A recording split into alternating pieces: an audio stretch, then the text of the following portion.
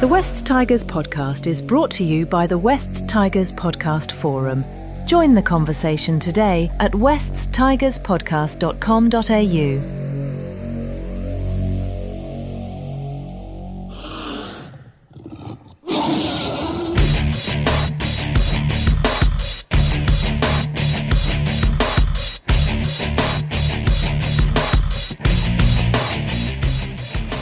Episode 487 of the West Tigers podcast. We are back and rejuvenated and full of energy and enthusiasm. I don't know about you guys, but I'm feeling a lot better than I did the last time we did a podcast. I think there is a correlation between happiness and the West Tigers not playing. I think that there seems to be something in that.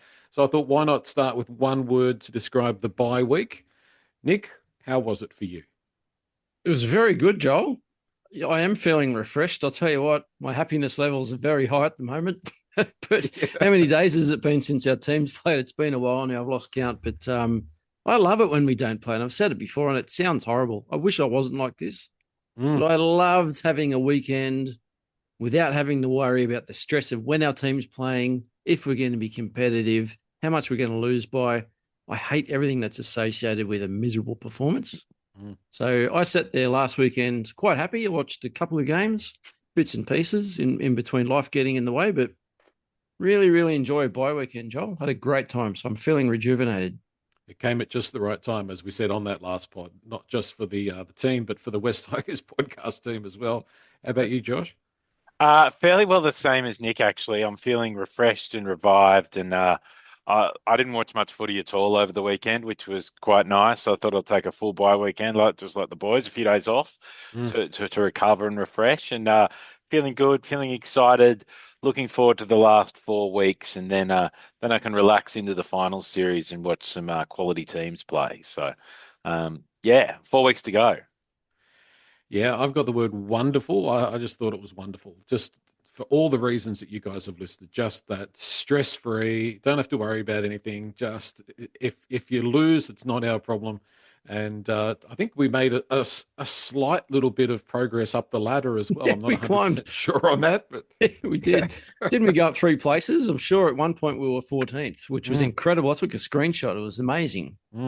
Up we go.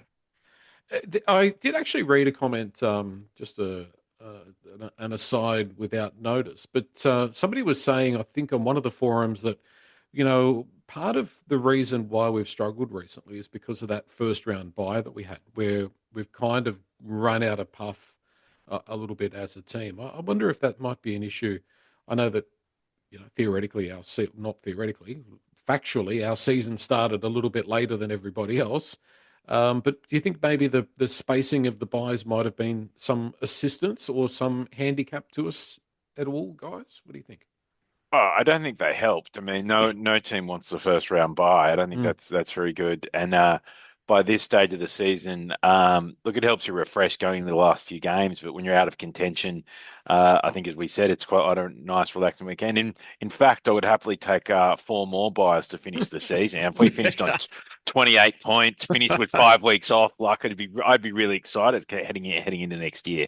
I don't think I don't think having the first round bye helps. You got very long runs between even the rest of them when you have a first round bye. So it really makes those last couple of weeks, and with injuries and but who gets the perfect bye schedule? Probably not us, and we probably don't deserve it either. So it is what it is. But the worst thing is we've had it twice in 3 years, and that I don't know how they figure that part out. Like, that is extremely unfair to any club to have that 2 and 3 years first round bye. And like you're saying, Josh, like the runs between buys are longer, which obviously makes it more difficult to manage your season, especially once you start getting injuries, which we've had plenty, as a lot of clubs have, but we've had a lot, especially the key players, but makes it very difficult. And in a perfect world, if we had a bye every 6 weeks, then you can kind of have shorter targets, can't you, throughout the season? You can think, okay, well, first 6 rounds, let's go hard. Let's try and win 4. Or if we do better, great. The next 6 rounds, you start breaking it down into smaller, achievable batches. But yeah, it has been hard, especially as the season's gone on. But who knows? Let's see what happens next year. We're obviously playing round 1, Joel, which you'll be at. I will be at, yeah. Not not feeling overly optimistic about that trip to Las Vegas. Only just from the football perspective. Everything else is good, but it seems a little bit crazy. Jumping out of your skin with excitement, I can tell. 199 days, because the club put out that thing saying it was 200 days yesterday. So 199 days to that game in Vegas. But that's way down the track. The game against the Dragons, I should say, will be the West Tigers' 675th game. So it's a little bit of a milestone for the club. But we'll get to that Dragons game in a minute. There's a little bit of news around this evening. Josh Schuster, I cannot believe this. He's in hospital or has been hospitalised. There was a training mishap with Alex Twal. He's been hit in the neck. We don't know how, or in the throat. We don't know how serious the damage is. And this was his first game back in New South Wales Cup. I mean, Concord has to be buried on some ancient burial ground or something. There has to be something, this is just such a West Tigers thing, isn't it, Nick? I mean, it's just, I don't know why I'm laughing. Yeah. I shouldn't be. It's not even funny. Firstly, Josh, I hope you're right. 100%. I really do, but you're spot on. It's a West Tigers thing to happen. Maybe Twally did it on purpose because he sees Schuster as maybe a potential lock for next season. Maybe he's trying to get him out, end his career prematurely. Well, Dewey's 100% safe. Yeah, exactly. But yeah, it is unbelievable. I apart from, I think you shared that, or Josh, maybe you shared that snippet in our chat before we came on, but I had a quick look at it earlier, didn't read it in depth, but I hope he's okay. So hopefully it's not too serious. Is he ruled out though for the weekend? Did he mention No, they were still saying that he's a chance of playing the weekend. So even if he doesn't, which I'm probably thinking if it's your first game back in a year and a half and you've spent a couple of days in hospital this week, probably give him the extra week. Like it's reserve grade. Who cares? I was really excited to see him back though. I think that was one of the kind of exciting moments of the week. You're like, actually, how will he go and what will this look like? So, but as you said, anything that can't happen to anyone else happens to the Tigers. So there we are. So, yeah.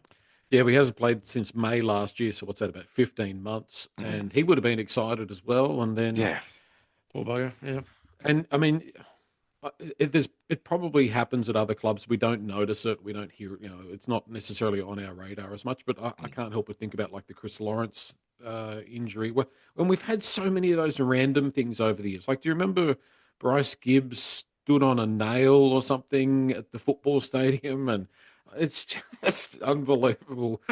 We just seem to be cursed at different times. Well, we wish, as Nick said, as the boy said, we hope Josh is okay, and it would be great to see him back in action because by the sound of it, he's done plenty of hard work. Interestingly, picked at 5'8", Josh, which you'd have to think that the slim down, fit and trim Josh Schuster is going to be a half now, which is kind of the last thing we need. Yeah, it's interesting. I seem to remember he played on the right side, unlike most of our other halves who play on the left. So maybe he could be a chance. I mean, the guy always had talent. Look, I think we've risked nothing, and if he's obviously trained well, having a go. As you said, we could probably do with another lock, but maybe that gives us some flexibility on who we move into lock from our other 5'8". So we can move any of the four into 5'8". Maybe they can rotate during a game between lock, halfback, and 5'8". They can just swap around, so they can all be named at half or 5'8". No one's named at lock. We just leave it empty and rotate them round during the game. Yeah, who knows? Yeah, or like that Canberra game, you play in one position in defence and another position in attack. That sounds like a great idea. Just every set, Joel, you just rotate. Like you kind of, right. Everyone, the old paper, scissors, rock, and whoever wins gets to choose their position. So, and if you don't like it, just walk away. Revolutionary. Yeah, you don't have to play. No, you don't have to play. Just get in your car and drive away. And you're back next week. No repercussions. Jaden Brayley is signed with the club, 2027 and 2028. I always like to look at the socials and what people are saying. Some people are saying, well, this tells you that Api Coruscant is going to be packing up and going to PNG after next year with a little retirement bonanza linking up with Brian To'o and Jerome Luai at PNG. I don't necessarily think that's going. I still think that next year will be Api's last year with the West Tigers, but I don't necessarily think that the signing of Jaden Brayley is a sign that that's necessarily, the club is aware of that or we're making steps towards that. But I think it's a good signing, Nick. I think 170 games and can play hooker. Will be the end of Tristan Hope, we hope, and can also play lock. Yeah, I did wonder today. I was having a quick think about it on my e-bike ride home from the office, whether Jaden Brayley may be coming predominantly to play a bit of 13. I know he's obviously an experienced option for hooker or backup hooker there, and you mentioned that Hope. I don't think he's been offered another contract for next season, so you would think that he's probably going to go. We'll wait and see. But yeah, he could be that 13 option. So, like Josh said, there's so many options now that we could slot someone into lock, but he's good backup and a bit of experience won't go, unnoticed either. We probably need a bit of experience behind Uppy. I do really like the look of Jared Hayward. I hope he continues to build on his young career and get his confidence and strength up a bit for next season because I do want to see more of him. But I think Braden's a good backup option. Yeah, I think he obviously takes Tristan Hope's spot off the bench, which is very hopeful for all of us. And he's a guy who's played a lot of first grade. He's going to be fine, kind of playing that bench role. And then if Appy's injured, you've still got a guy with 170 first grade games to share the hooking duties with Hayward. You can rotate Hayward to come off the bench a few games. Brayley goes back and plays. Like I think it's smart depth signing and it works for us. And he's not a guy who's going to be complaining about playing behind Appy. He's played 170 games, played off the bench. So just on Appy, I actually wouldn't begrudge him if he wanted to leave a year early and go to PNG. Like the guy has put his heart on his sleeve for West Tigers since he's come here. He's had no joy. If he wanted to have 1 year at the Chiefs, and he's probably going to win a comp, like let's be honest, the way they're recruiting, like they are recruiting a premiership winning side. If he wanted to go there and play with his ex-Penrith mates and, even play finals if he's not going to win a comp and make some money for it, then I wouldn't begrudge him for leaving. So I think he's done his service to our club and you're probably on the money, Joel. I didn't think Luai was going to be it after this year and you called it early. So you could be right. Appy may leave a year early and if it's in his best interest, I wouldn't see. I couldn't see Benji holding him back, to be honest. Well, I hope it's in the club's best interest because we've got Hayward pushing there. We've got other options and we're ready to move on. I mean, who knows? I mean, it's 12 months' time. Anything can happen between now and then. But yeah, I've just got that feeling that next year will be the last year for Appy here. But you don't see Tristan Hope at the Chiefs, Joel. That's not, they're starting hooker. They've spent a lot of money in the back line. I reckon that's what Hope's. Maybe that's why he's leaving the Tigers. He's heading down to the Chiefs to be their starting hooker. I'm sure Tristan Hope would love the idea. He would be on board for sure. Heath Mason, they need a fullback. Yes, I think if you look at the teams that have that are going to play finals this year, and you look at the guy, and we've spoken about this quite a lot over this season. If you look at them in terms of their replacements, they've got guys that can come in and they've played. Go back to the old Tim Sheen's saying of they're first graders because they've played more than 50 games. We've managed to do that a little bit with Herbert, and to his credit, he had a good game last up against the Eels. But I think, Josh, it's important that every time we have an injury, we're not throwing somebody in who's never played a game of NRL before. Yeah, and look, as you said, I think Brayley kind of is a sign of that. Herbert's done well this year. We talked about the start of the year, will he get any game time? But he's a guy, as we said, with like 80 games. Tupou has a little bit more experience. Like it's not heaps, but at least it's more than some of the wingers we've been bringing in. So hopefully that's a sign of our.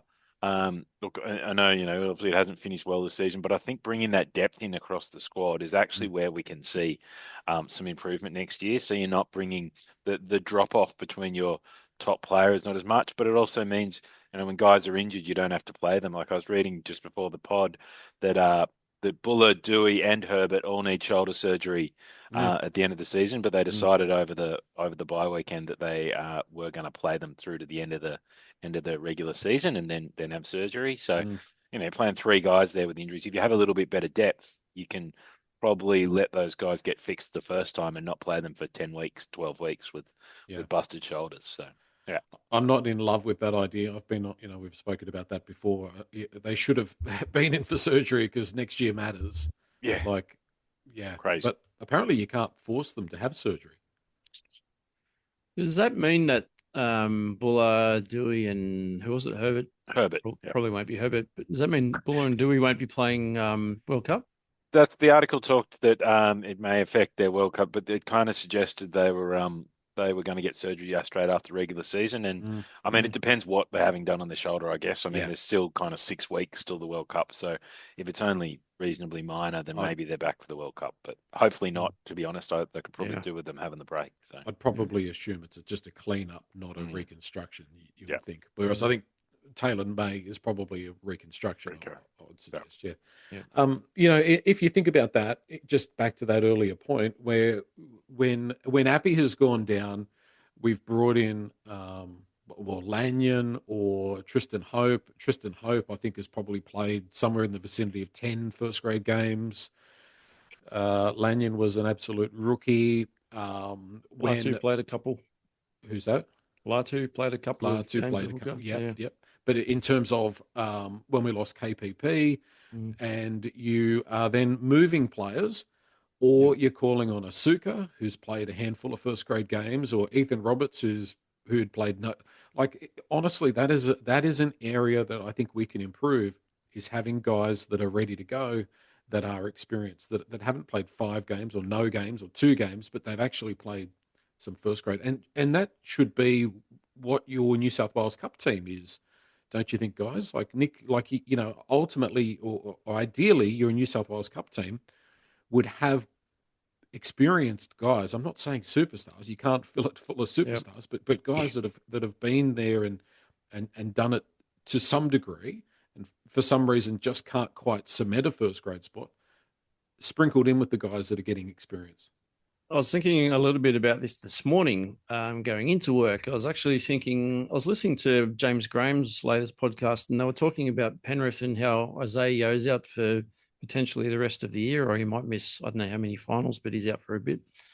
And I don't know who Penrith have picked to play at 13 this week, but they've got someone like Matt Eisenhuth in the squad who played with us, but he could probably still walk into a starting role at the Tigers in even a 13 jersey if he was given the opportunity. But he hasn't played too many first grade games at Penrith, but he could quite easily slot in and do a pretty decent job. He's no Isaiah Yo, but he's that type of player that he could come in and play in that position, because that's what he's played predominantly for most of his career. But yeah, we haven't had many that can confidently come in and fill a position. You're right, we've been shuffling deck chairs and it hasn't worked. We've seen that not just in the forwards, but all over the back line. We've spoken about the, there's zero cohesion in our back line across the year because it's just been a complete shuffle. Like there's no combinations in the halves, different wingers every week, different centers. It's been all over the shop, and you really can't build cohesion in a team when you're chop changing all over the park. So maybe next year will be different. I hope it's different. Yeah. And I think Eisenhuth's actually just recently retired, I think. So I don't think he's playing anymore.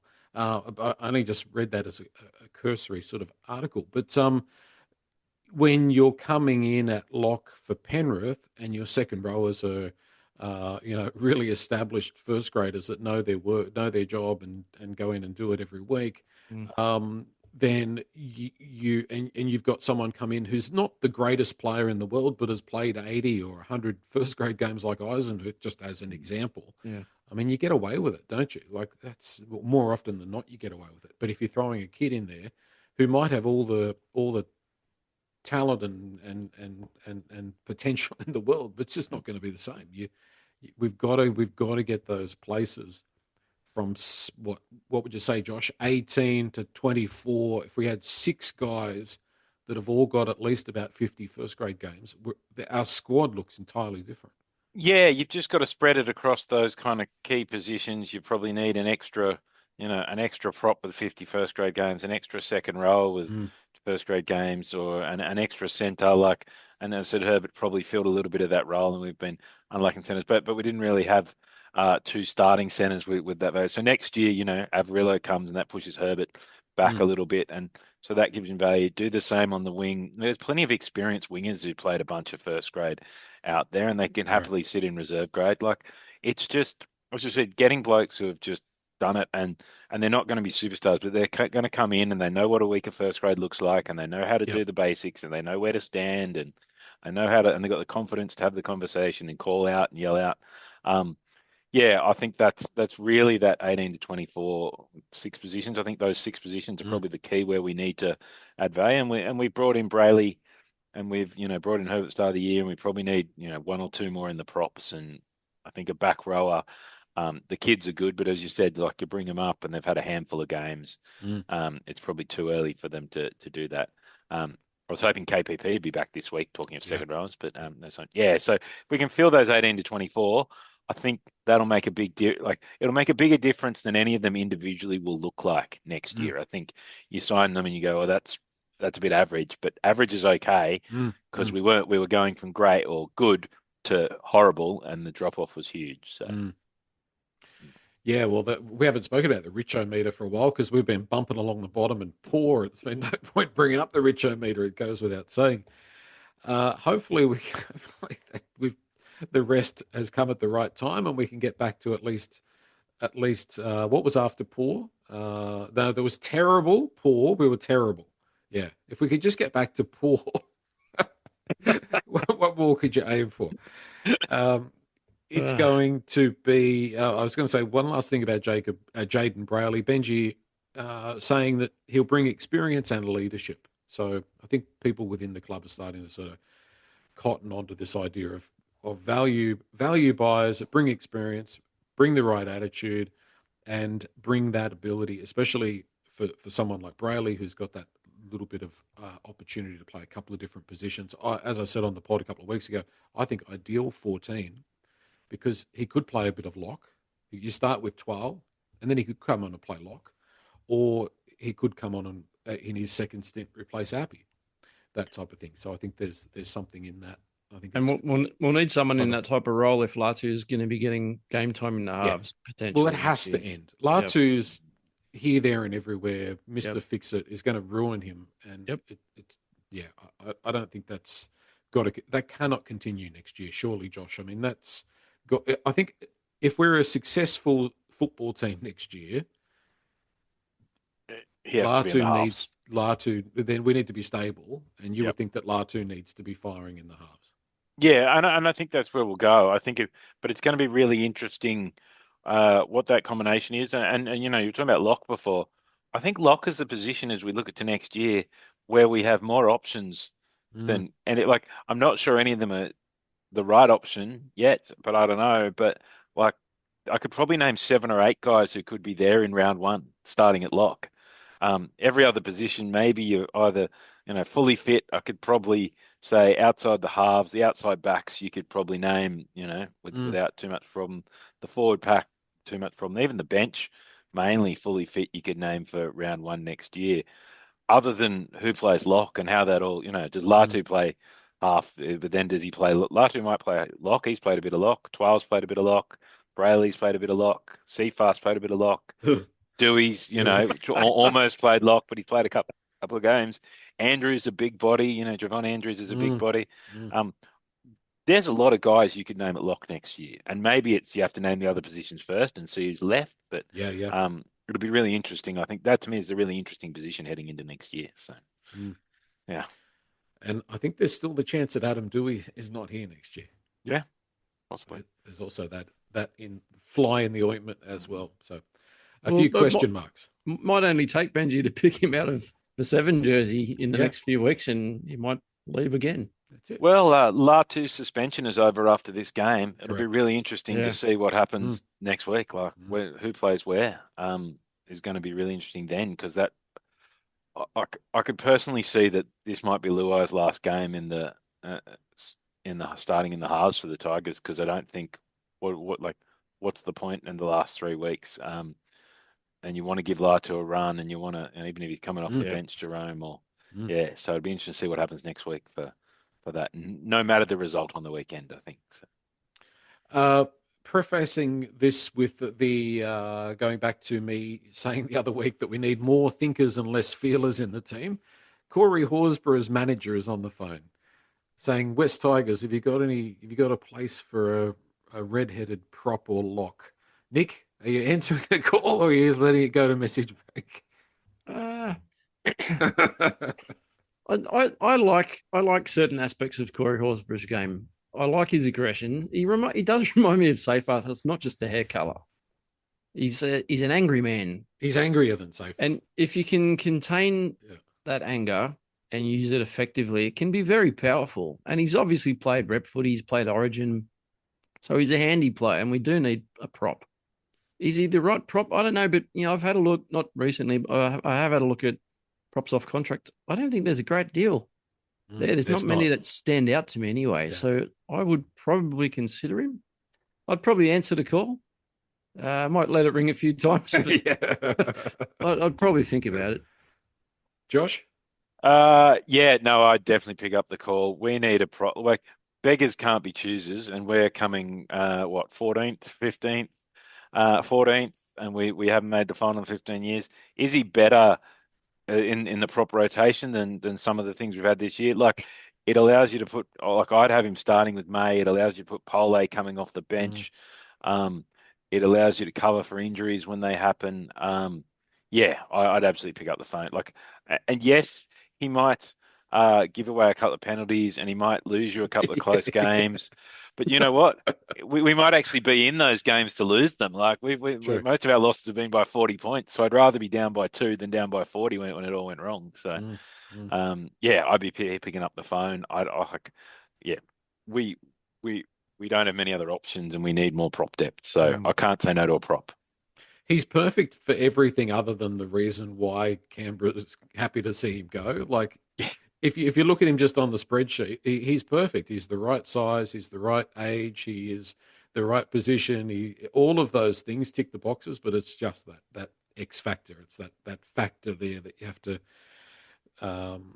take on board if you're going to take on Corey. Because on paper, absolutely, I'd be answering the call, but then I think, how would that work in our squad? Yeah, I'm not really sure. I don't even know if we've got money to spend. That's because we still haven't heard about Samuela, which the longer that goes on is a worry. That's scary, isn't it? Yeah. Yep. If that contract was done, I don't see any reason why it wouldn't be out, why they wouldn't have announced that. Yep. Dragons on Sunday, CommBank. As I said earlier, the West Tigers' 675th game. We finally get to see the debut of Solomon Sukuru. Josh, we've been talking about Solomon. He's been on fire in the New South Wales Cup. Concerns about his defence, but hey, he'll fit in perfectly at the West Tigers. Yeah, and look, he's a really big, strong, physical guy. Like, he is, big and strong, and he's got himself fitter over the last 18 months. He spent a bit of time in the second row in Jersey Flegg last year, so that obviously helped a bit with his defence. And in attack, he's, as I said, he's a big guy, moves well, breaks the line, has good pace for a big guy. So a lot of that's positive. The defence, look, I guess there's two parts. Can he tackle? Yeah, but it's a bit arm grabby. Is kind of my thing. But I think that's partly because he's just quite big and strong, and in those lower grades, he can just grab people, and that's probably all he needs to do. But you see how that works in first grade.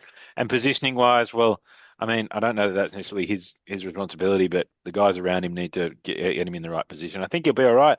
And Macassini's been horrible in defence in that left centre spot, so he probably can't be worse. But I think we'll see some.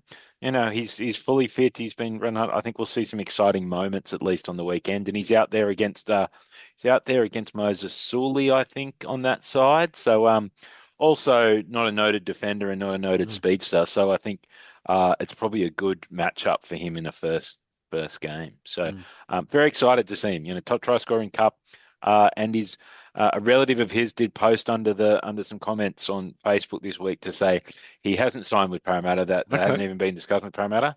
That's all. And may well have been his mother, by the way. It was a Sakuru, so I'm not sure if it was his mother, but it was definitely a relative. Because when you went into a post, there was photos of her and him. So, so maybe he is staying. So maybe they're giving the last few weeks to see what he's worth, and we'll go from there. So who knows? Could be a breakout star this weekend. It's excited to probably the key excitement for the weekend, to be honest. Yeah, definitely. Hello, Mrs. Sakuru. I trust you're listening to the podcast, and I can't wait to watch your son play this weekend. Look, I think might have been Jordan mentioned it on the previous pod about Solomon that he has been extremely good in Cup. I think he's leading try scorer and he maybe leads a few other stats.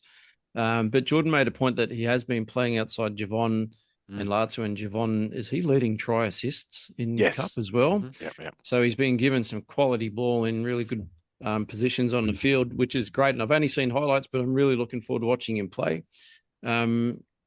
It's also a huge step up from Cup to first grade, as we've seen. We've seen a lot of players look really good in Cup, come up to NRL and struggle a little bit. So be very interested to see how he handles that transition. On the flip side, he's coming in against the team coming last, even though we're not going to crash hot. Whereas when Javon debuted, he was up against a Raiders side that wasn't really playing that good, but it was in pretty hostile conditions. So maybe a bit more favourable opportunity for Solomon to hopefully shine in his first NRL game. Looking forward to watching it. Yeah, it's a pretty lethal looking left edge when you look at it on paper. I know he's on his debut, so our expectations of him, should be pretty mild and reasonable expectations, Josh. But with Samuela there, Luai's got a bit to work with on that left side.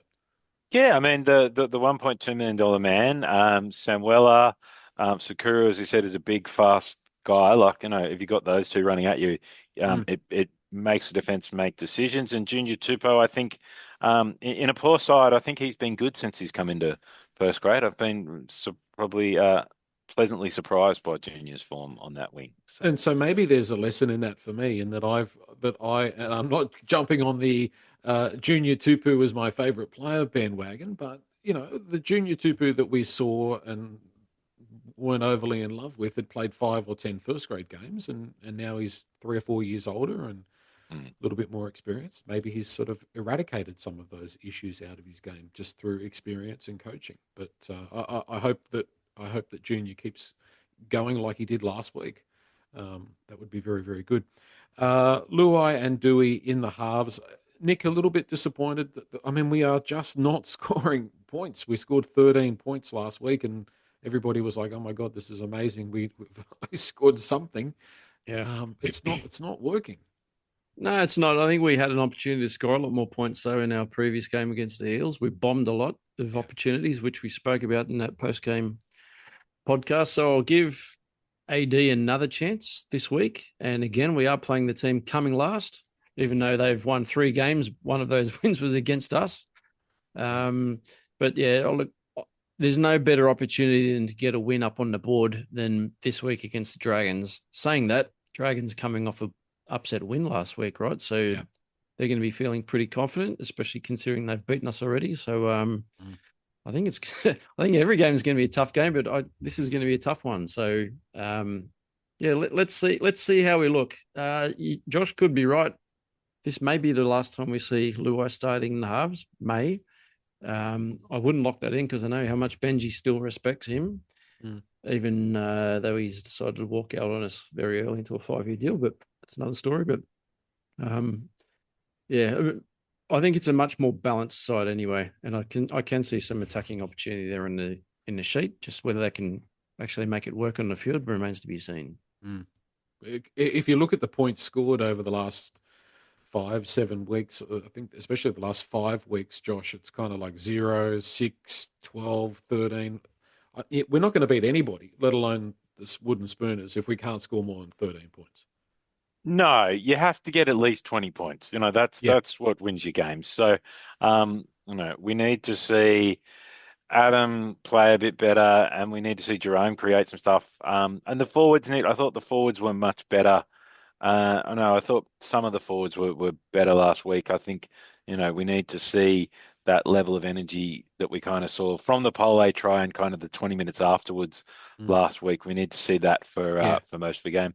I think it's a better looking bench with Bunty and Sione coming off the bench, with Seafarth in the middle. Like obviously the Mason, Hope, Tavana less so, but I imagine the 3 forwards that are going to play minutes there. We've got 2 actual props and a lock style in Seafarth.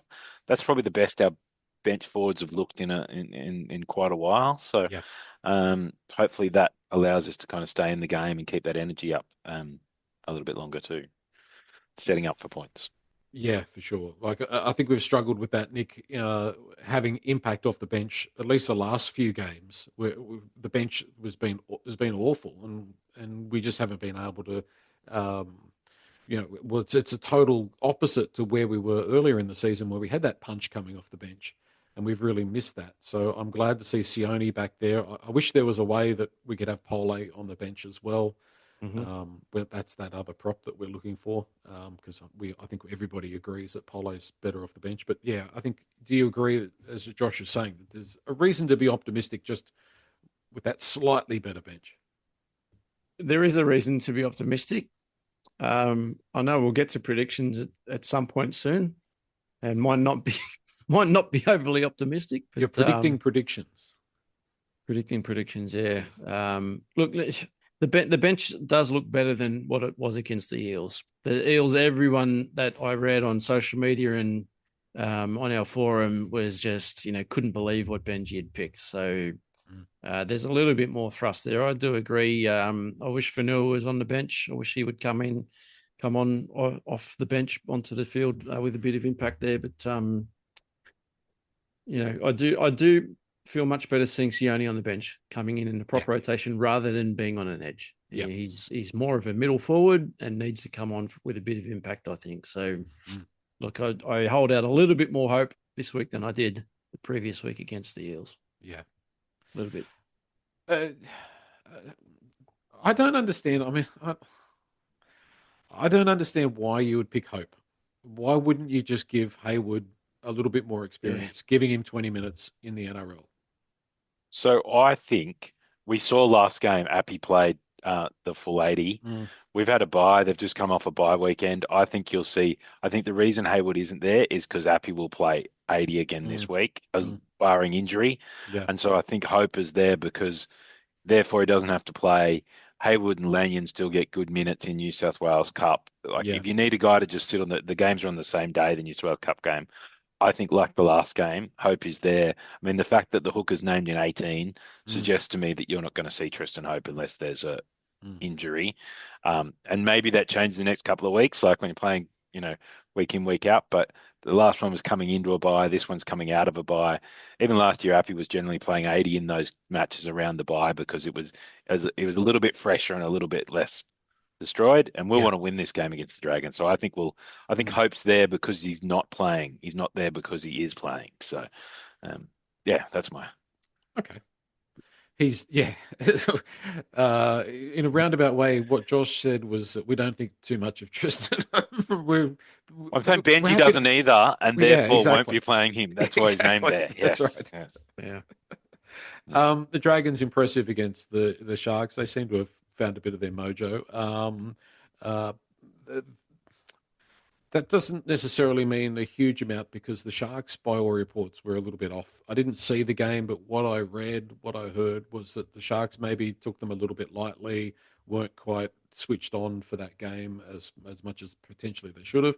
It's not to take anything away from the Dragons, but I don't know if that's necessarily great form. And the only other team, as we said earlier, that they've beaten is us 5 weeks ago. So this is definitely a game that we are a chance of winning if we look at the stats and look at where the teams are at. We've scored so far this year 378 points. They've only scored 320. Conceded 589. They've conceded 585. Something that was interesting is how poor their record is at CommBank. I think off the top of my head, it was something like 6 wins from 25 games or something like that. It's a very poor record at CommBank. Not that will mean a huge amount, but I think it's a toss of the coin. You know what that means, though? It means they're a really good chance of beating us to improve their stats. I can just see it now. They're going to come last, and they're going to beat us twice. I can just see it. Has there ever been a team that's lost twice to the Wooden Spooner in one season? Probably not just the Wooden Spooner. I mean, they'll have only won 4 games probably for the season, and 2 of them against us. Like they're not bad. It's not like they're a Wooden Spooner with 8 wins or something like this. Is right down the bottom. Yeah. It would be pretty embarrassing, and that of course would take us to 8 straight losses as well. So we need to end that run. That's shocking. What are our predictions then, Nick? You raised predictions. not very optimistic. Yeah, look, I'm I want full concerned. details. I want the crowd. I want the flow of the game. I want you to give me the whole what's going on in Nick's mind when he visualizes Sunday afternoon at CommBank. I'm afraid the crowd's going to be poor. I really am. I can't see many more than 10 to 12,000 out there, and I reckon 8,000 will be Dragons fans, to be honest. I hope it's a nice sunny day. I think there's a bit of rain forecast across the weekend, so not sure what's going to happen there. I was actually considering going out to Lidcombe earlier and watching the Magpies, but if Schuster's out, that kind of throws me a bit. So also probably depends on the weather, what I'm going to do. But look, throughout this pod that we've been talking on, my hopes have sort of risen and fallen a few times. So I was a bit optimistic earlier, but I'm kind of coming back to a more normal feeling of pessimism.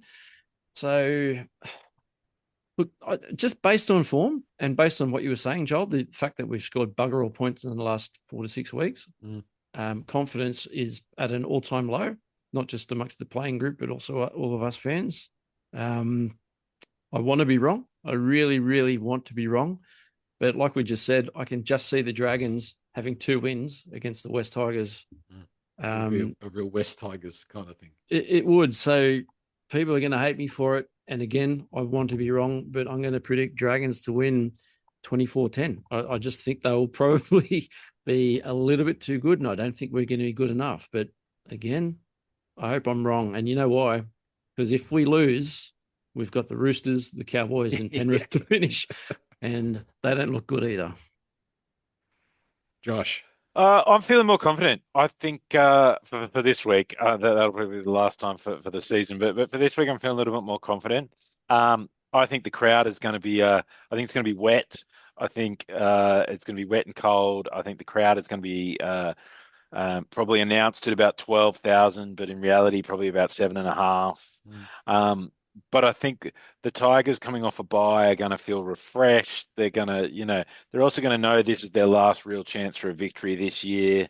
Dragons don't like going to CommBank. I mean, not that we particularly do either, but Dragons don't like going to CommBank.